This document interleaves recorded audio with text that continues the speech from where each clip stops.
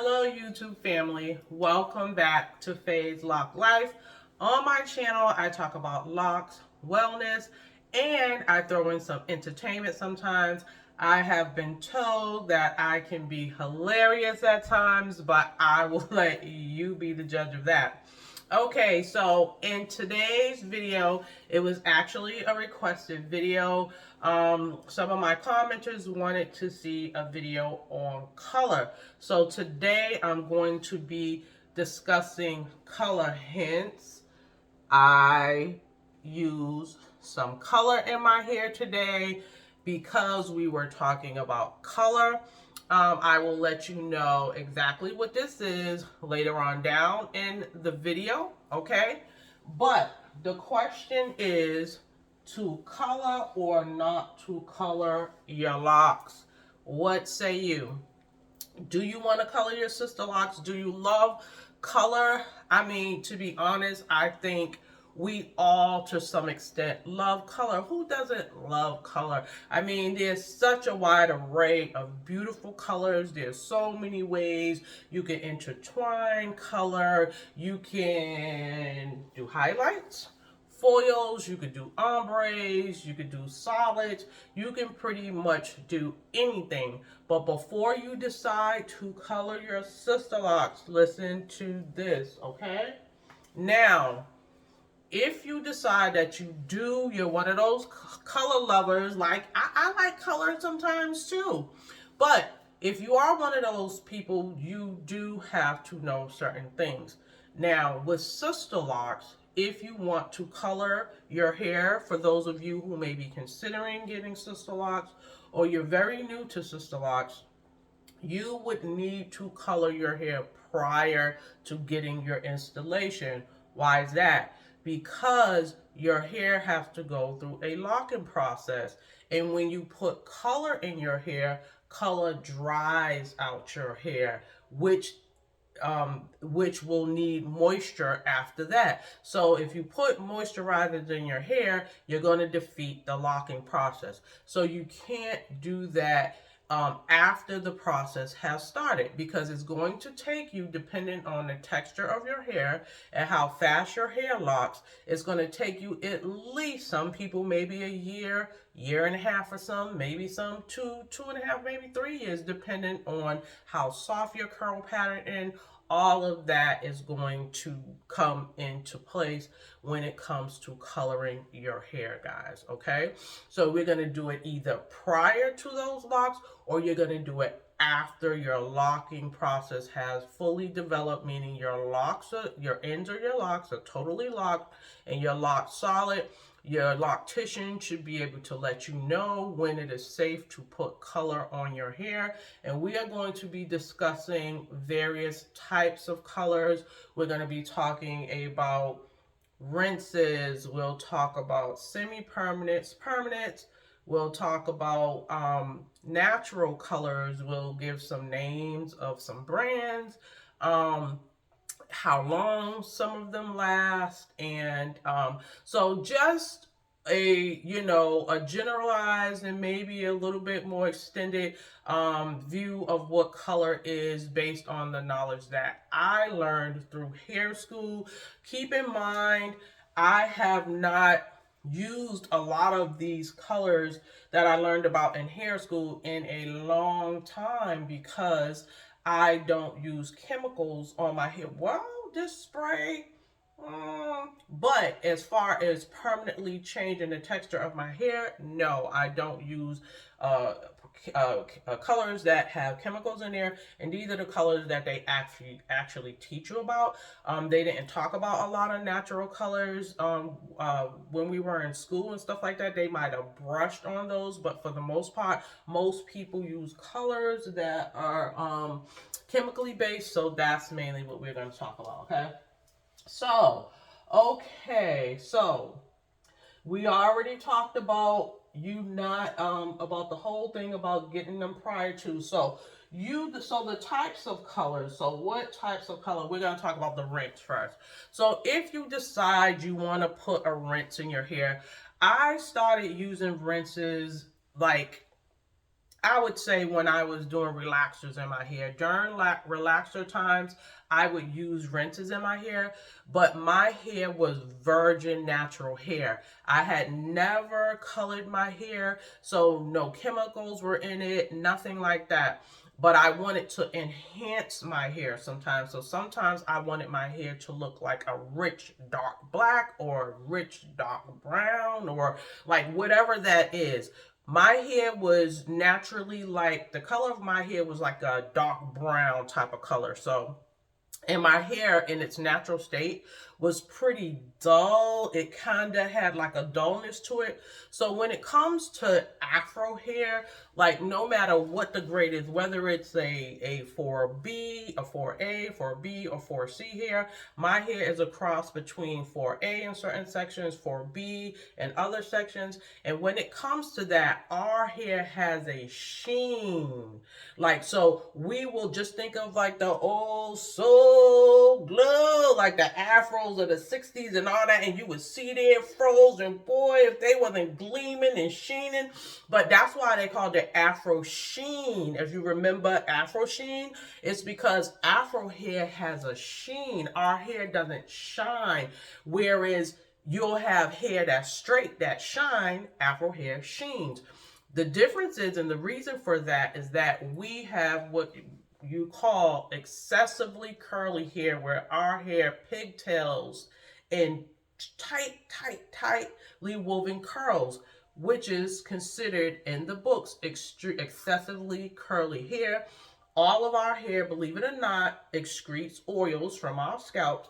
But what happens is when ours come down, it has to go all around all of these loops and ringlets to get down to the bottom of our hair. So imagine, this is why sometimes you'll have that dry look and then you'll think like, dang, my hair is just so dry, this and that. It's because it takes forever for that oil to eventually build up and come down your ringlets. So that is why our hair looks like that. As opposed to someone with straight hair, when they excrete their oils, it comes straight down. It's easy to come down in hair. That's why they have to wash their hair way more frequently than our hair is, because the buildup on their hair gets built up a whole lot quicker than ours. Okay, so that's what that is. So back to the rinses. So sometimes I didn't want to really get into anything permanent at that time or anything. So sometimes when I just wanted to boost up and make my hair look richer than the dull look that it looked like, I would do a rinse. And the rinse would last, maybe, to be honest with you, maybe 2 washes.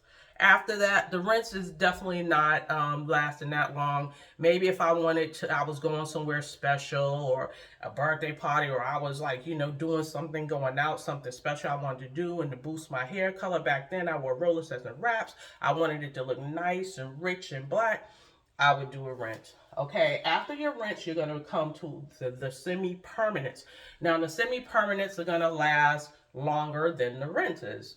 Hence, it has the word permanent in it, but semi, meaning it's going to last you maybe about a month and a half for a semi-permanent color. So if you want something that's going to last you a little bit longer, you can go ahead and look for a semi-permanent type of color. Some people don't like to keep doing the rinses, but remember, as you're going along to the colors that last longer and longer, you're going to be dealing with chemicals that are a little bit stronger in order for that, and it's going to deposit more. It's going to penetrate the strands of your hair a lot more. It's going to go deeper into the cortex and strands of your hair. Okay, so, and we all know about permanents. Most people, the permanents, if you decided on a color, I would not put a permanent color in my hair unless you are absolutely sure what type of color you want, because once you have that permanent in your hair, as I said, it's permanent, it's not going anywhere. Usually you would have to cut that permanent color out of your hair, or either lift it with a bleach and deposit something else on there, but you cannot do that right away. So say if you put a permanent on your hair, You went on and got a perm. You need to wait like at least a good 2, 3 weeks. I would say even a month before you decided to change that color, especially if it's a dark color. If it's a darker permanent type of color and you want something lighter, then you would have to lift that. But we're going to talk about that a little bit later down there. But let's just say most people that I knew that did permanent colors, either you found a color that you are absolutely loving, like there's like this red crimson color that is just fabulous. Some girls want like jet black. Some people love that real jet black color. Some people love that. You got your reds, I mean your burgundies, your auburns. There's just so many. It's like an array of colors that you could choose for. That's just like absolutely beautiful. But like I said, just know exactly what color you're looking for if you are going to go the permanent route. Okay. Some other let's see. Okay, so now that we talk about the different types, and then there's also so now there's bleaches too. So you can get bleaching. So say if you decided you want to get some bleaching done, a lot of times with this, a lot of people may go into the salons because they want their hair foiled, because they want highlights.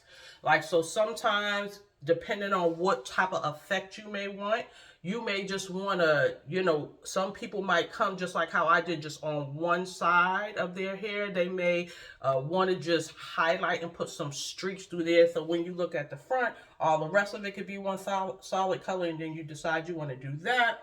And then they'll go in between. It's like a technique you do. You have some hair out here, and then they'll foil the hair in between. So you'll get like this. It might get bleached and foiled hair.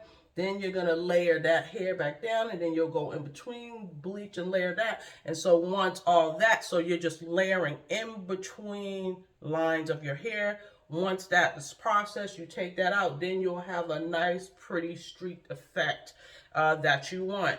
That comes with foiling. Okay, foiling highlights. But if you decide you want foiling highlights, you got to remember, this requires touch-ups if you're foiling and getting highlights. So pretty much, depending on what you want and how much you have to spend, because even though highlights can kind of cost too, about every 2 weeks, 2 to 3 weeks, you'll have to go back in to retouch up your roots when you get highlights. Another type of, and I would call this a semi-permanent. This is another way that you can do your hair and get you some different type of highlights, but it lasts longer. It's called, I hope I'm saying this correctly. I actually just recently, not too long ago, found out about this, because during my time in learning color, they actually didn't have this out. But this is called balayage. If somebody knows or heard of it and could put it down below, maybe you can tell me the proper name. Is balayage. But this I would put in a semi-permanent category, because this actually lasts between 3 and 4 weeks for this. And this type of color will transform your hair, like really give you that beautiful, rich. You're going to notice that someone got their hair colored if they get this in their hair. This is going to be more expensive to get, because this is going to last you much longer. And then, of course, you have your ombres. The ombres, the difference between an ombre and a balayage and a foil is that an ombre is 3 layers of color. So you may want to have maybe like a black, a burgundy, and maybe like a dark brown blended in somewhere, something like that, depending on what 3 colors you want to color block in your hair. And I've seen some beautiful ombres. A lot of people, that was like a big thing before. I don't really see it too much now, but it definitely had its time where ombres were the thing. And of course, you can always bleach bleach and then deposit something that you want on it. And you might actually, and there's different levels to bleaches too, so you might have a 20 volume, a 30 volume, a 40 volume, depending on how high you need to lift your hair to deposit the color you want. And a perfect example of that is if someone wants to go platinum blonde. Going platinum blonde takes a lot to get that real white looking blonde type of hair. So sometimes you may have to bleach a few times to reach that high level, then to be able to do platinum blonde. Okay. All right. So now that, and then other than that too, you then will come over to your temporary hairspray colors, which I have in my hair right now. This is a temporary hairspray color because I don't want to color my locks, because I understand. Now, mind you, I'm locked 6 years, and even though I've been locked 6 years, I just have too many things going on with my locks. I feel like they're already small. I'm already dealing with other things like, you know, like early stages of alopecia, thinning. I just have too much going against me to add on something additional. However, I do like color too, so I've opted to do these. And only sometimes, because guess what, guys?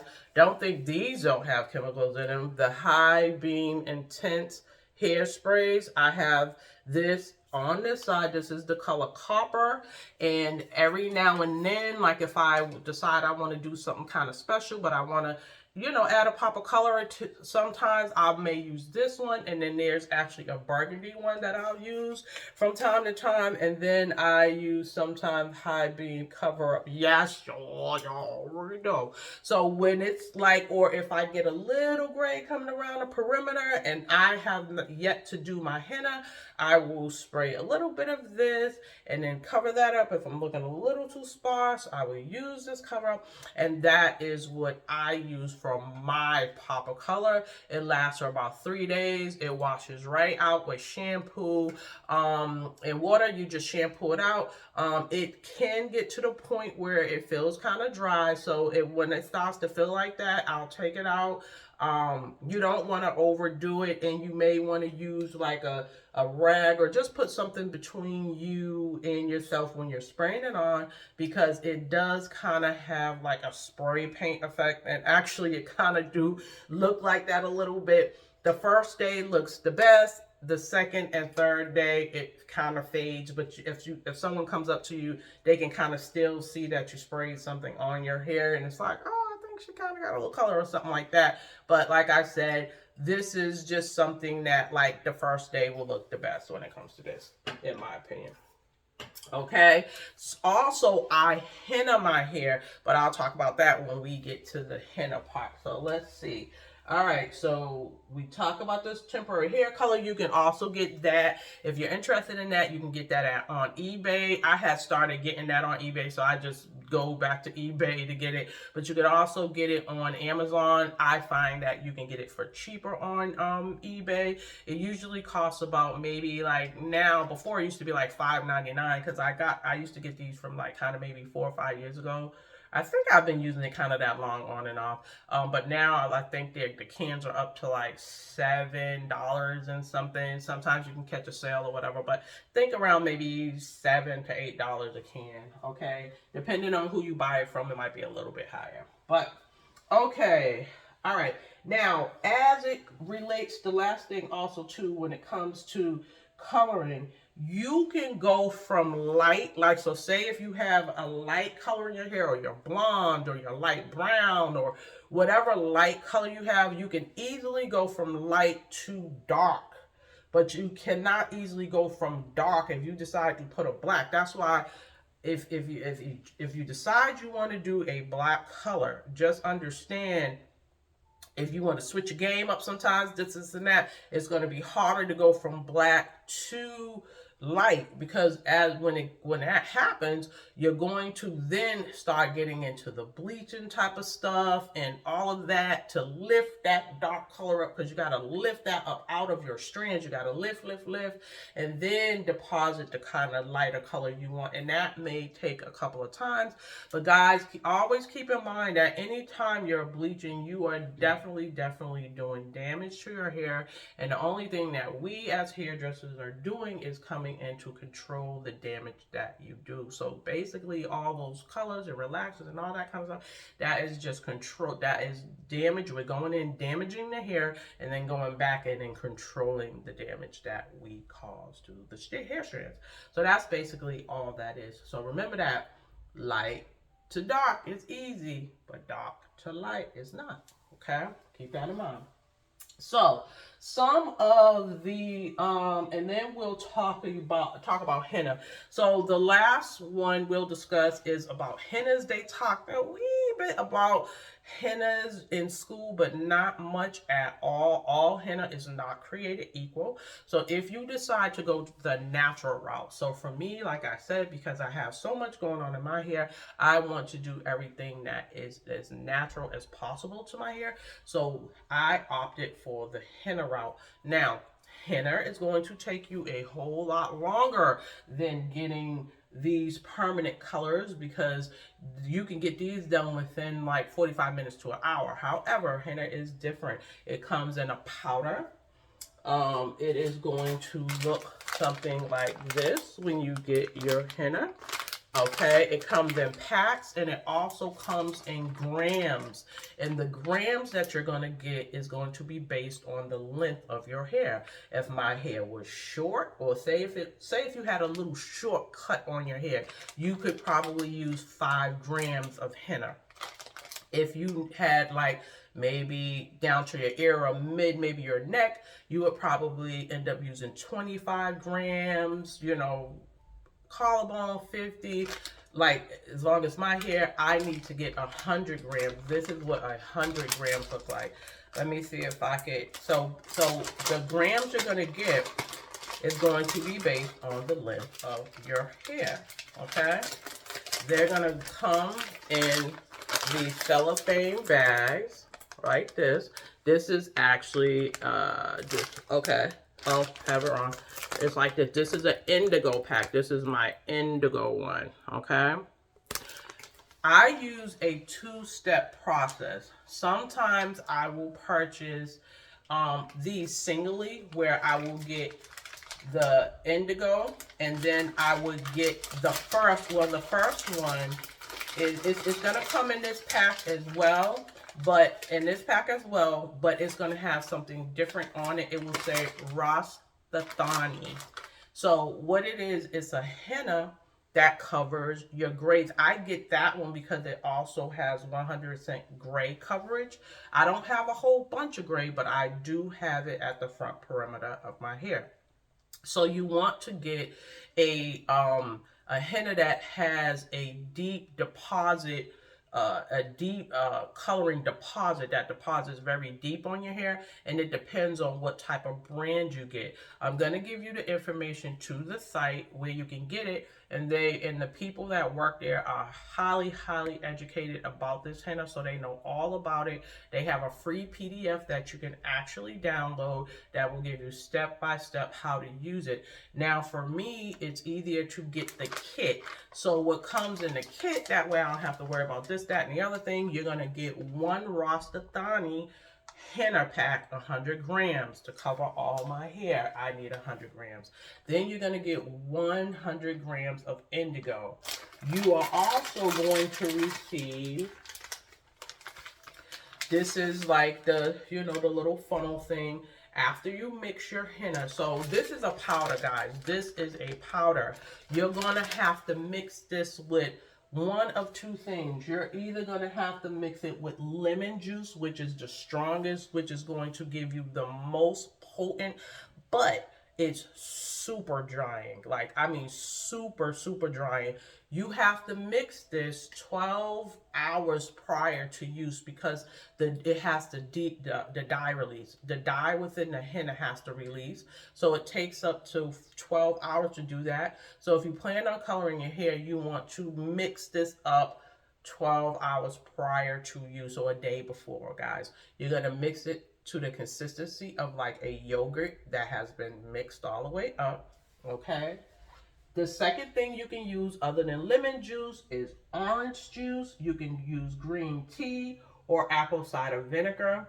I have tried all of them, but the ones that I found that was the best to my hair, that felt the best to my hair, was that the green tea. I like the way the green tea feels, so I would steep about maybe 4 bags of green tea and pour maybe about uh, uh, 3 to 4 glasses of in cups of water in it. You're not going to even use all of that, but I would just do that to steep my tea. I usually allow my tea to steep overnight as well, and then mix my henna and then my tea all at the same time. So you're going to get that all together at the same time, where once your tea is ready, you're ready to mix your henna. Okay.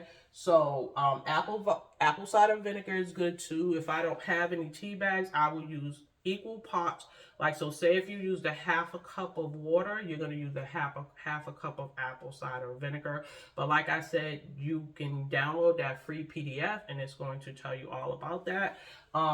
They also come with, there's another pack, and I'm forgetting the name, that actually comes in the henna as well, but that it's like a package of powder. I forgot the name, escapes me, but it helps to boost the henna also. It helps to boost that. And then you're also going to get, when it comes time, so let me rewind. So you mixed your henna, it sat for the 12 hours, you got the dye release. You're prepping yourself, you got your gloves on because the henna stains, you're going to have like an orangey type of dye on your hand. If you don't have gloves, think of when like the Indians henna, and if you ever see the women with the different color hennas and some of their hands look orange, that's what this would do to your hands. So wear your gloves. Some people tell you to kind of, you could put a little bit of like a petroleum around your edges. But I've noticed with my complexion, for whatever reason, it does not show up on me. But if you have fairer skin and you want to do this, I will put a petroleum base around wherever you're going to henna, so it protects your skin and you won't be looking like orange man or orange woman or whatever you want. You don't want to look like that, right? So you're going to leave that on for 2 to 3 hours. You can leave it extended at extended times. When I first started using this, I would extend it out. But to be honest with you, I found that just a little bit too much. So actually 2 to 3 hours would do the job with the henna. Once you rinse this out, and it's going to take a lot of rinsing, guys, a lot of rinsing, you're going to notice, and especially if you have any grays or whatever, you're going to either have an orangey type of color. The henna is going to be there. You'll be able to tell. Your hair is going to feel different. The color is going to, you'll see, especially anywhere where there's light or there's grays, you're going to see like this orangey, like the type of color. That is the first step. So your henna is done after your 3 hours.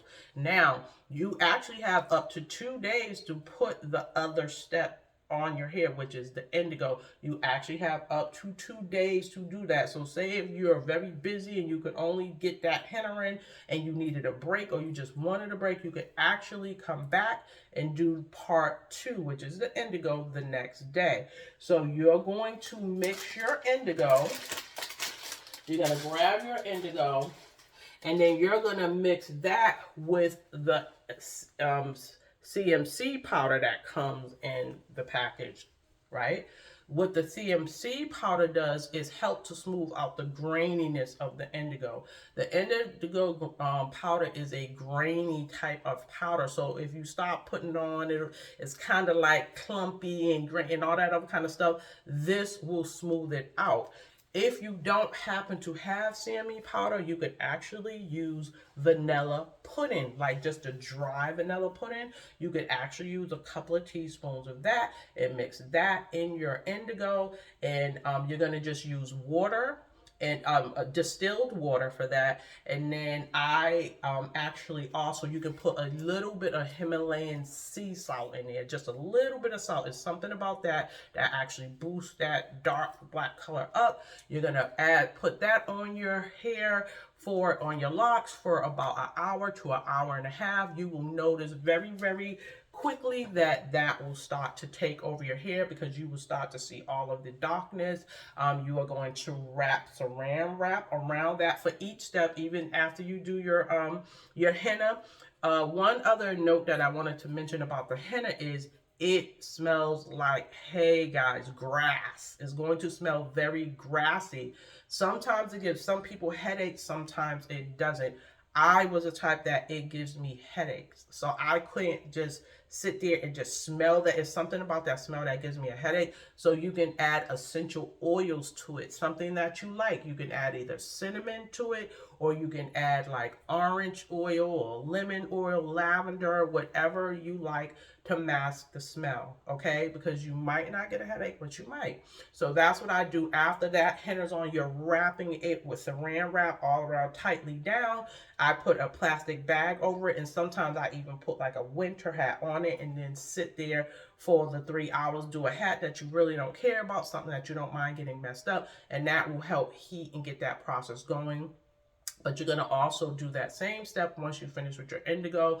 You're going to wrap that with saran wrap, put your little plastic bag on it, put your little heat cap or whatever, and then allow that for that hour, hour and a half. Rinse, rinse, rinse, rinse, rinse out. Get that out really good. Sometimes it might actually take a second day washing to get it off your scalp, because sometimes your scalp can kind of get dyed a little dark. So I noticed that usually around my second wash is pretty good. But with the first wash, even after I do that, my hair tends, you'll feel the difference because your hair tends to feel a little stronger. A henna is actually a protein treatment. It's actually meant to strengthen your hair, okay? But it has also been known sometimes to kind of loosen a little bit of your texture. Now, if you have locks, I don't suggest you do this until you are further down in your locks. And if you do need to do it, make sure you're doing it prior to you getting a retightening. So if anything kind of loosens a little bit, or slippage a little more than what it should be, your loctician should be able to lock that right back up. But like I said, do not do this until you are pretty locked, and your Sisterlocks loctician gives you the okay to do this, okay? I end up, now that I'm 6 years in, I end up putting a little bit of Sisterlocks Moisturizer on mine to kind of like soften my hair a little bit. But I can do that now because I'm 6 years in. So I usually get the Sisterlock. They have a conditioner that your loctician would probably have to order, because you definitely can't order that unless you have someone that's associated with Sisterlocks to order that for you. Or you could probably use something of your own, as long as you are fully locked. If you need to kind of, because like I said, the henna kind of stiffens your hair a little bit. You'll notice it when you get it done. But you should be fine after that second wash. Okay, guys. So that is you can get. And guys, if you decide to go the natural route and do the henna, make sure all henna is not created equal, guys. You can't go to the little local Indian store and get your henna, although they sell it like that, this and that, unless you know where it's being sourced and that is good quality, because henna also has metallic in it. So that is not good for your hair if it has metallic in there, especially if you're dealing with colors. You don't want to end up having some green hair or something crazy happening. You want to make sure you're getting it from a reputable place. I have been getting mine from the same place for years, over about 6 years now, and that is at mehandi.com. So you want to go to www.mehandi.com, mehandi.com. I know for a fact I can actually vouch for them. They should be paying me, endorsing me, because I talk about them all the time, because I love their product, and it has always done great for my hair, and I know it would do great for your hair. So you can get some good quality henna from this place, and I know that for a fact. And you will be talking to very knowledgeable people. If someone there don't know, somebody there will know. I don't vouch for nothing unless I'm 110% sure. And you can be sure you'll get some good quality henna from them. So lastly, we will talk about some brands of colors, guys, right? So you'll have Miss Clairol. I think everybody is familiar with Miss Clairol's. You can get any types of color through Miss Clairol if you want to go this route and not the natural route. They have the rinses, they have semi-permanent and permanent colors. You have Cream of Nature, same thing here. You have textures and tones. They tend to have a beautiful array of colors with them as well. I like the colors that they also have. You have L'Oreal Paris, Garnier Nutris. You have this brand called High Color. There's one I just found out called Madison Reed. I am not familiar with that one, but they have a color line as well. And then one of the other things I found out about a vegan brand, and now that there's so many things going in the natural route and the vegan route, you're probably going to have more out here. But like I said, since I tend to do henna all the time, I have not tried any of the other things. But I did, however, find this out about this other natural one, and it's called Nature Tint. Nature Tint, and that's a vegan brand if you want to try that. Okay, so that's Naturtint, guys. So yes, that is all I have about color. I hope that you guys have learned something here today about color. If you have any questions, please leave it in the comments below. I try to read all of the comments. They're actually starting to come in now, guys, and I really, really appreciate that. Appreciate you guys. Share this with your friends, family, anybody who's considering color, who may need to get some information on that, and I will try my best to answer all of your questions. So, and I also wanted to say a big, great thank you, guys. I am at 257 subscribers. I could not have done this without my lock stars. Now, I don't know if I said this in the beginning, but if you are new here, please, please, please consider becoming one of my lock stars. It's like, you know, we light up the space over here. We keep it lit here on Faye's Lock Life. And if you're one of my lock stars, thank you for returning. I love you guys. You know, I got love for y'all. Seriously, I really appreciate you guys coming here and watching my videos. It really does my heart good, okay? So please like, share, and subscribe. And as always, sharing is caring, and love and light, guys. Peace.